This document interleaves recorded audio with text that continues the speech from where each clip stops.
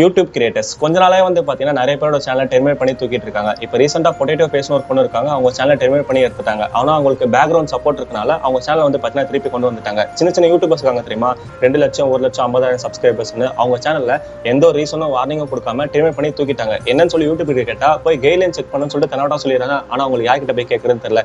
Even village food சஃபாரின்னு சொல்லிட்டு ஒரு பையன் வந்து பாத்தீங்கன்னா குக்கிங் சேனல் வச்சிருக்காரு, மில்லியன் கணக்கான சப்ஸ்கிரைபர்ஸ். அவங்க சேனல் வந்து பாத்தீங்கன்னா ஹேக் பண்ணி எடுத்துட்டாங்க. அவருக்கும் யார்கிட்ட போய் கேட்கறதுன்னு தெரியல. அப்போ பேக்ரவுண்ட் சப்போர்ட் இருக்கனால வந்து பாத்தீங்கன்னா சேனல் திருப்பி கொண்டு வர முடியும், அப்ப இல்லாதவங்க சும்மா இருக்கணும்ல. சோ அதனால வந்து பாத்தீங்கன்னா நானு, ராபி, பிரணவ் ரியாக்ட்ஸ் 3 பேரும் சேர்ந்து இன்ஸ்டாகிராம்ல யூடியூப் கிரியேட்டர்ஸ் ஹப்னு சொல்லிட்டு ஒரு பேஜ் ஒன்று ஆரம்பிச்சிருப்போம். சின்ன சின்ன யூடியூபர்ஸ் பாக்குற நீங்க யூடியூபரா இருக்கலாம், உங்களுக்கு பிடிச்ச யூடியூபர் கிட்ட அந்த மாதிரி ஒரு பேஜ் இருக்குன்னு சொல்லுங்க. நம்ம ஒரு கம்யூனிட்டி வந்து பில்ட் பண்ணுவோம். ஏதாச்சும் ஒரு ப்ராப்ளம் வந்துச்சுன்னா அது சப்போர்ட்டோ அகேன்ஸ்டா வந்து பாத்தீங்கன்னா பேசுவோம். ஏதாச்சும் யூடியூப்ல ஹெல்ப் வேணும்னா ப்ராட்காஸ்ட் சேனல் வந்து கேளுங்க, அது சப்போர்ட் பண்றவங்க நிறைய பேர் இருப்பாங்க.